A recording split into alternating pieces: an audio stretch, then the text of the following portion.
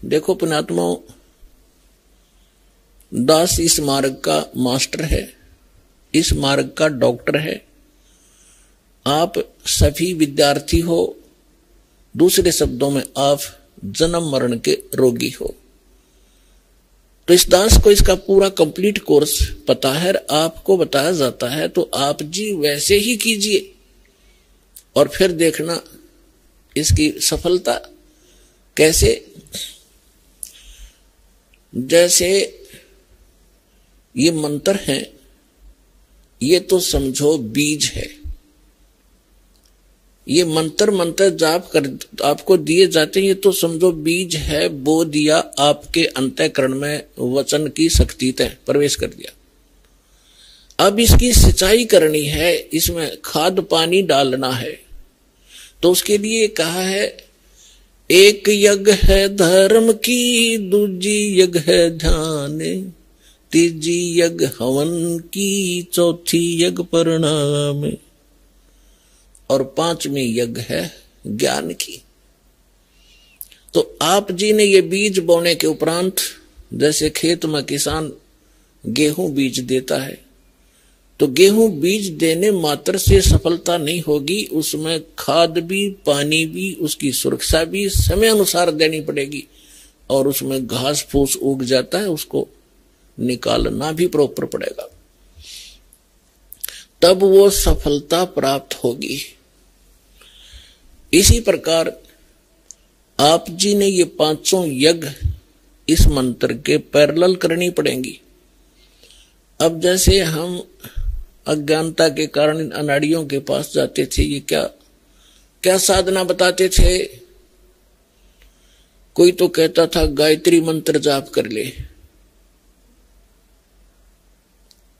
और कोई कहता था कि गीता जी का एक अध्याय डेली कर लिया कर पाठ कर लो।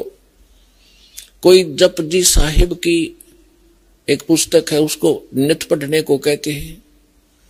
कुछ ये नित नियम का गुटका हमने बना रखा है गरीबदास के पंथ में, इस कुछ कहते हैं बस ये पढ़ लिया करो बेड़ा पार हो जाएगा, अगर मंत्र पता नहीं उठपटांग क्या देते हैं वो। तो पुण्यात्माओं, जैसे पहले हम गायत्री मंत्र को लेते हैं। गायत्री मंत्र क्या है? ये एक यजुर्वेद अध्याय नंबर 36 का मंत्र नंबर 3 है, और इन अनाड़ियों ने इसको पता नहीं के बना रखा था, इसके आगे ओम अक्षर लगा लिया, ओम भूर्भुवः स्वः तत्सवितुर्वरेण्यं भर्गो देवस्य धीमहि धियो यो न प्रचोदयात्। और इसने हम निरागोट्या करते और इसको यूं मानना करते इससे मोक्ष होगा। ये प्रथम तो इसके साथ ओम नाम लगाने से ये मंत्र ही व्यर्थ हो जाता है। अब जैसे वेदों में महिमा पूर्ण परमात्मा की है, और ओम नाम है ब्रह्म का, और महिमा ये इस मंत्र में महिमा है परमक्षर ब्रह्म की। यदि हम कोई पत्र लिखते हैं और उसमें शुरुआत में लिखते हैं मुख्यमंत्री या मंत्री, और वो भेजनी थी हमने प्रधानमंत्री गए, तो वो प्रधानमंत्री के पास नहीं जाएगी वो एप्लीकेशन, जिसको आपने एड्रेस किया वहां जाएगी, और वो उसका अधिकारी नहीं उसका आपकी एप्लीकेशन को सुन ले, कुछ काम कर दे। हमने प्रधानमंत्री के एप्लीकेशन भेजनी थी और उससे हमें लाभ मिलना था, एड्रेस कर दिया वो मंत्री के या मुख्यमंत्री के, तो होगी व्यर्थ। तो ये ओम नाम इसके साथ लगाकर इसका और काम बिगाड़ लिया इन्होंने। दूसरी बात रही, अगर यदि इस ओम नाम ना लगा के और भूर्भाव से शुरू करके इसका बार बार आवर्ती करते रहे, रिपीटेशन करते रहे, तो इससे लाभ क्या होगा? इसके अंदर लिखा है जैसे इलेक्ट्रिसिटी विद्युत, इस बिजली के गुण लिखे हो कहीं पे कि बिजली पंखा चलाती है, अंधेरे को उजाले में बदल देती है, और ये ट्यूबवेल से जल निकाल देती है, आटा पीस देती है, पंखा चलाती है। तो इसके गुण लिखे हैं ये, इसको चाहे श्लोक बना लो, इसकी चाहे कविता बना लो, चाहे इसका कोई भजन शब्द बनाकर ढोलक पीट के गा लो, चाहे सारंगी ठागा हारमोनियम बांध के गा लो, वो गुण चाहे वैसे बता लो कि बिजली पंखा चलाती है, बिजली अंधेरे को उजाले में बदल देती है, ट्यूबवेल से जल निकालकर सिंचाई कर देती है, और बिजली आटा पीस देती है, पशुओं का चारा काट देती है, तो ये गुण तो उसके अंदर विद्यमान है। इसने एक बार पढ़ लो, चाहे इसने सारी उम्र बांच लो, वो गुण उसमें विद्यमान है, पर वो प्राप्त कैसे होंगे आपको? वो गुण प्राप्त कैसे हो, वो मेथड कौन सा है, वो भिन्न है। ये तो ज्ञान हो गया, ज्ञान यज्ञ है ये, कि इस वस्तु में ये गुण है। अब वो प्राप्त कैसे हो वो गुण, उसके लिए सारा तरीका ही अलग है। उसके लिए उस ऑफिस का पता चाहिए जहां से वो कनेक्शन मिलता है। वहां फिर जाकर वो कहेंगे ये फार्म भरो, ये फॉर्मेलिटी लाओ, वो सारा पूरा करके एप्लीकेशन लगाओ, समय आने पर आपका कनेक्शन मिल जाएगा। तो जो गुण गाया करते थे आप उस बिजली के, अब आपको वो प्राप्त होने शुरू हो गए। फिर गाओ चाहे मत गाओ, वो गुण आपके शुरू हो गए। और फिर भी वो अच्छा है, वो बिजली बटन दबा दे, इतना ज्ञान तो रहना ही चाहिए कि बल्ब जगाना है ये बटन दबाओ, मोटर चलानी है ये दबाओ। ज्ञान यज्ञ फिर भी पैरेलल रहेगी, तो वो आपको सहयोग देगा, लेकिन जब तक कनेक्शन नहीं मिलेगा वो लाभ प्राप्त नहीं होंगे। तो इसी प्रकार पुण्यात्माओं, अभी तक ये ज्ञान का टोटा रहा और हम धोखा यूं खाते रहे कि ये संत जो है ये पहुंचे हुए हैं। बताइए, इन सतपाल जी महाराज और ये बालयोगीश्वर जैसे, इन्हें कक्का नहीं पता भक्ति मार्ग का, ये सासाराम महाराज जैसे, और करोड़ों को डुबो के और ये अपना जीवन नाश करके चले जाएंगे। अब ये परमात्मा कहते हैं गुरुआ गाम बिगाड़े संतो, गुरुआ गाम बिगाड़े, ऐसे कर्म जीव कला दिए ईब जड़े ना जाड़े। ऐसे उठ जाते हैं, न समझाओ तो उल्टे पड़े, नो कहो वाह भाई वाह, निंदा करता रामपाल तो। अरे भले आदमियों, इसे बड़े बड़े माइक लाकर टेलीविजन पर मैंने निंदा करने में टाइम पाया। ऐसा मूर्ख हूं मैं कि मैं निंदा करूं, अपने कर्म बिगाड़ू। परमात्मा कहते हैं तिनका कबू ना नींदिए, जो पाया तले हो और कभी उड़ आखन पड़े पीर घड़ेरी हो। हम तो तिनके की निंदा नहीं कर सकते, इतना पाप लगे हमारे को।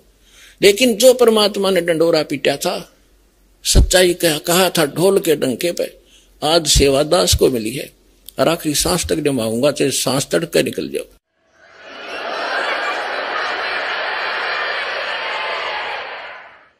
अब इसको कोई निंदा समझता है तो उसने भांग पी रखी है या कति अनजान आदमी है। अब जैसे किसी ने नकली नोट बना लिए थे पीछे, और बहुत भी बनाते रहते हैं समय समय पर, और सरकार क्या करती है, डुप्लीकेट और ओरिजिनल को दोनों को साथ साथ दिखाती है। टीवी के माध्यम से, समाचार पत्रों के माध्यम से दोनों के फोटो दिखाए जाते हैं और बताया जाता है कि नकली ये है, ओरिजिनल में ये गुण है, इनमें ये भिन्नता है। तो क्या सरकार आलोचना करती है, महापरोपकार करती है, ना ठग लूट ले जाते संसार को। तो ये दास कर रहा है। हमारे ओरिजिनल नोट है, हमारे सदग्रंथ और वो महापुरुषों की अमर वाणी जिनको भगवान मिला, और ये डुप्लीकेट अनुभव है इन संतों के जो उनसे मेल नहीं खाते, उनको त्याग दो, ओरिजिनल नोट ग्रहण करो बरवाला आश्रम में आके। इतनी सी बात है। अब इसको कोई निंदा कहता है तो कुछ दिनों में फिर वो इस ज्ञान को समझकर गुणगान किया करेगा, रोया करेगा एकांत में बैठ के, कैसे महापुरुष के बारे में मैंने क्या शब्द बोल दिए। कबीर साहब कहते हैं सतगुरु के सजदा करूं कर्म छुटाए कोट, और जो ऐसे सतगुरु की निंदा करे फिर जम तोड़ेंगे होठ। उसके बुरा हाल होगा उन लोगों का आगे चल के, समय पर ना संभले तो प्रसंग जो चल रहा है उसी पर आते हैं। इस भक्ति बीज को सफल करने के लिए बहुत से प्रोसेस है, प्रोसीजर है। इन सभी को आपने रेगुलरली अपनाना पड़ेगा। जैसे किसान फसल की देखरेख, उसमें सिंचाई, खाद, पानी समय अनुसार और उसकी सुरक्षा आखिरी दम तक संभाल करता है, सुरक्षा करता है। तो कबीर साहब कहते हैं पाकी खेती देख के गर भाइयों मत किसान, अब हो झोले बहुत हैं घर आले तब जाने। अब जैसे कई भक्त जो अपना जीवन नाश करके यहां से एक दो परिवार चले गए, सारे सुख हो क्यों, यहाँ के भाई तो सुख सागर है। जब एसी रूम में बैठोगे तो ठंडक रहेगी, फिर वो भूल जाते हैं एसी रूम से बाहर गर्मी भी है। जहां एसी नहीं है तो वो कुछ दिनों में निकल जाते हैं एडमिट करके, और बाहर जाके फिर उनको पता चलता है क्योंकि जो उन्होंने 2-4 वर्ष पुण्य इकट्ठे कर लिए यहाँ रेगुलर शास्त्र अनुकूल साधना करके भक्ति करके, और 2-4 वर्ष वो यहाँ रहे हैं, तो उनको वो पुण्य संग्रह हो गए उनके। अब वो पुण्य तो काल देगा ही देगा उनको।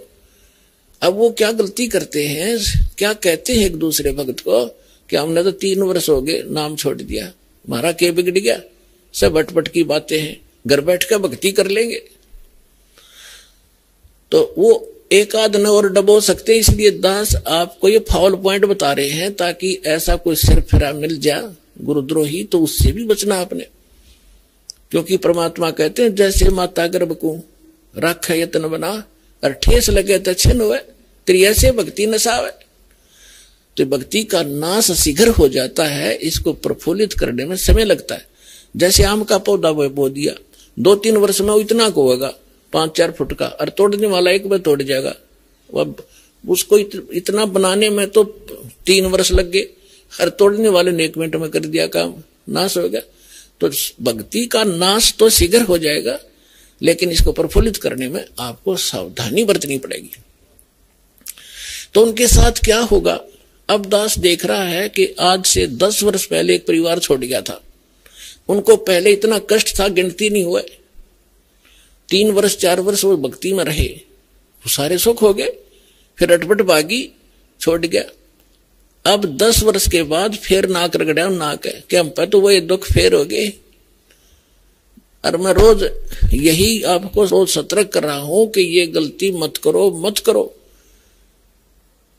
आप मार खा जाओगे। या फिर पहले धक्के खा लो, पहले इन संतों ने खूब टटोला हो जा करके वहां करके देख लो भक्ति, कुछ दिन फिर आ जाइयो। कर बड़े बनाए काम ने बिगाड़ा नहीं करते। तो इसलिए जो भी हम कोई ज्ञान प्रचार करवाते हैं उनको पहले कह देते हैं कि उनको नियम पहले बताओ, नियम समझ में आवे तो आ जाइयो, ना फिर और थोड़े से दिन तसल्ली कर लो फिर आ जाना। प्रथम नियम है, बाद में भक्ति, और फिर ना सफलता हो तो हमें बताइयो। तो हम मार खाते अपनी गलती से। सतगुरु के दरबार में कमी कहेगी ना, अनसा मौज नहीं पावता तेरी चूक चाकरी मां। परमेश्वर कबीर जी की डिक्शनरी में इम्पॉसिबल वर्ड नहीं है, हम उसे लाभ नहीं प्राप्त कर पा रहे हैं तो कहते हैं आपकी कोई चूक चाकरी में। अब जैसे एक 3 फेज की लाइन से 10 घरों को कनेक्शन मिला हुआ है, और अन्य के पंखे भी चल रहे हैं, ट्यूब भी जल रही है, और उसका कुछ नहीं चल रहा, और कनेक्शन एक स्थान से है। आप कंप्लेन करोगे बिजली विभाग में तो वो मीटर तक चेक करेंगे, वो कहेंगे यहां तक लाइट है, आगे अपने पंखे कूलर तुम देखो आगे क्या डिफेक्ट है। तो इसी प्रकार पुण्यात्मा, जो आप में अपनी त्रुटि के कारण परमात्मा की पावर आगे प्रवेश नहीं करके कोई काम नहीं कर पा रही है, तो आप अपना कोई त्रुटि देखो, पुनर्उपदेश लो, रिकनेक्शन करवाओ, रीसेटिंग करवाओ। लेकिन बार बार नामखंड करने से फिर परमात्मा अक्षुब्ध हो जाएंगे। ठीक है, हम ऐसे समाज में आप रह रहे हो अभी तो, जिसमें एक भक्त नाम लेके जाता है और घर वाले सारे विरोधी होते हैं, तो मालिक को पता है कि बच्चे को मजबूर भी कर सकते हैं, थोड़ी बहुत दिन ये संघर्ष करने में पक्का होगा, तब तक उसको नामखंड हो जाता है। तो ऑप्शन बनाया है कि उसको अपना दोबारा उपदेश ले, रीउपदेश ले, उसको रिकनेक्ट करवावे, और फिर मालिक साथ देगा, दृढ़ हो। कबीर साहब कहते हैं सतना छोड़े सूरमा, सत छोड़े पतदा, और सत के बांधे लक्ष्मी या फिर मिलेगी। अब जैसे इस दास ने जब शुरुआत करी, मेरे घर वाले सुनने को तैयार नहीं थे इस मार्ग को। मेरा भाई जहां भी मैं जाता था भक्ति में साथ रहता था, लेकिन जब ये ज्ञान उसको सुनाया था वो भी चिंगर गया, ने बोला इस यो के था, फिर मैं भी सुनो इससे बड़ा कोई हो सकता है। और जब उनको ज्ञान हुआ सारा परिवार और सबसे आगे खड़े हो गया वही भाई आकर के, तो संघर्ष फिर हमने नहीं छोड़ा, इस बात को लगे ही रहे। और आज देख लो कितना विरोध हुआ, जेल तक भेज दिया झूठा केस बना के इस दास पे, लेकिन आज सफल हुए। परमात्मा कहते सतना छोड़े सूरमा, सत छोड़े पतदा, और सत के बांधे लक्ष्मी फिर मिलेगी। हम परमार्थ में लगे हैं, स्वार्थ में गलती कर आदमी 100 बार जेल जाओ, और दुष्ट कर्म है उसका, यदि कोई अपराध करके जाता, निरपराध, ये तो एक स्वतंत्रता जैसी लड़ाई है। अज्ञान से ज्ञान को स्वतंत्र करवाना है, जीव को काल से स्वतंत्र करवाना है। इससे बड़ा संघर्ष और इससे बड़ा पुण्यमय कर्म इस पृथ्वी पर नहीं है। आत्म प्राण उद्धार ही ऐसा धर्म नहीं, और जीव का उद्धार करा दे इससे बड़ा कोई पुण्य नहीं इस पृथ्वी पे। तो वो दास कर रहा है, और अब मेरे बच्चे भी सारे लग के तुम उसी में लग जाओ, सब अपने भाई बहन हैं।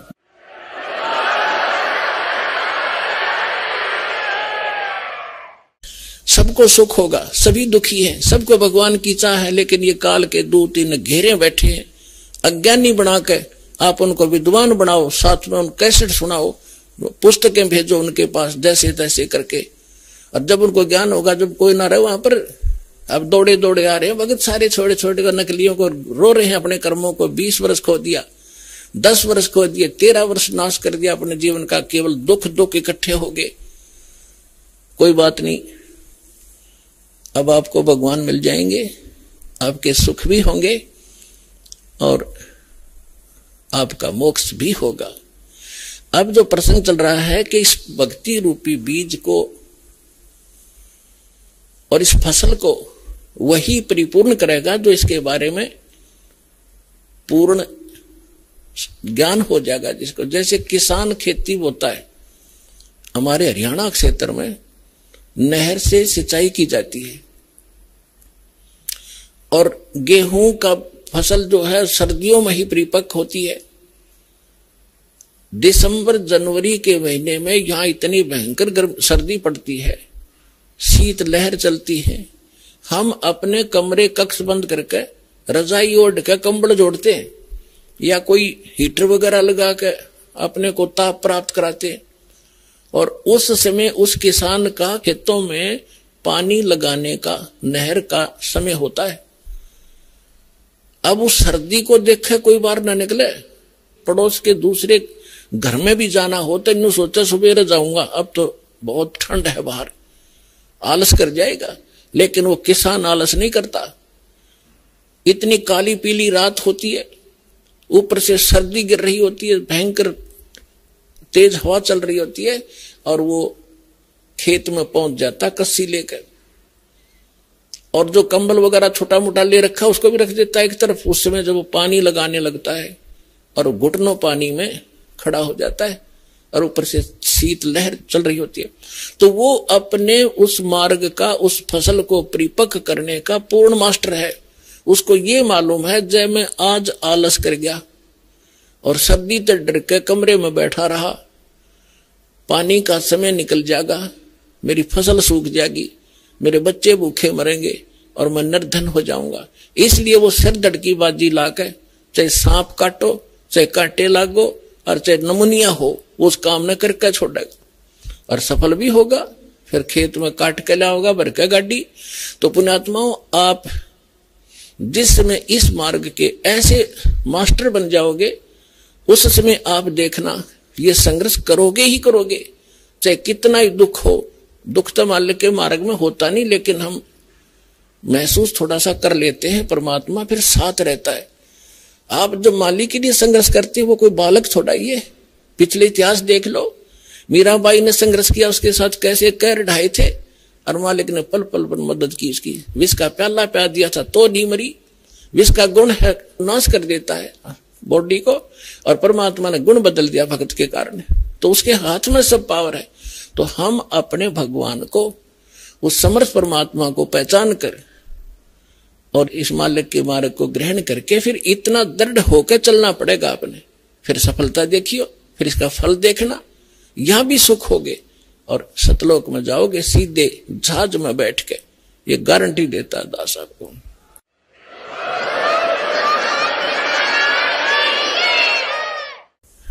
अब इसको सफल करने का तरीका, एक यज्ञ है धर्म की, दूजी यज्ञ है ध्यान, तीजी यज्ञ हवन की, और चौथी यज्ञ परिणाम। यज्ञ पांचवी ज्ञान है।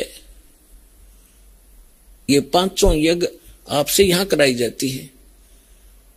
आप घर पे तो करते ही करते हो, लेकिन यहाँ एक विशेष डोज दी जाती है। जैसे हम ज्यादा सीरियस हो जाता है रोगी, तो डॉक्टर सबसे पहले जाते ही उसको ग्लूकोज वगैरह, ऑक्सीजन वगैरह लगाता है, एडमिट करता है कुछ समय के लिए। अब जो दास बता रहा था कि जो खेत में बीज बो दिया, बीज तो समझो ये मंत्र है, प्रथम, सेकंड और थर्ड, तीसरा सार नाम, और ये खाद और पानी है, ये पांचों यज्ञ। तो बुद्धिमान को संकेत बतेरा होता है कि किसान को मालूम है बीज बोन देने तो काम नहीं चलेगा, उसमें खाद भी डालना पड़ेगा। यदि आपके पास पैसा नहीं है ना किसान के पास, तो किसी तो उधारे लेगा या कितना ब्याज पे लेगा और उस खेत में खाद पानी प्रॉपर डालेगा। उसको मालूम है कि भी फ्री फल गया तो आप कर्ज उतर जाएगा। तो इसी तरह आप जी ने इस भक्ति रूपी फसल को परिपक्व करने के लिए ये करना पड़ेगा दान धर्म। एक यज्ञ है धर्म की। अब धर्म जैसे आप यहां आते हो,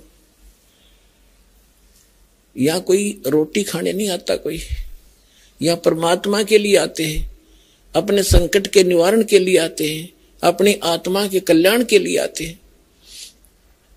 तो यहां वो भक्त आते हैं। कौन भक्त? जो परमात्मा के घने लाडले होते।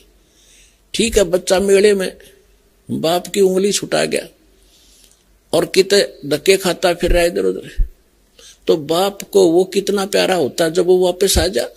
माता पिता को कितना अच्छा लगता है जब वापस मिल जा, और कोई मिला दे उसका भी एहसान मानता है। तो आज हम सभी अपने पिता की उंगली छुटवा कर इस काल के मेले में बिछड़ गए, और हम रोते फिरते उस अपने पिता ने ढूंढ रहे हैं।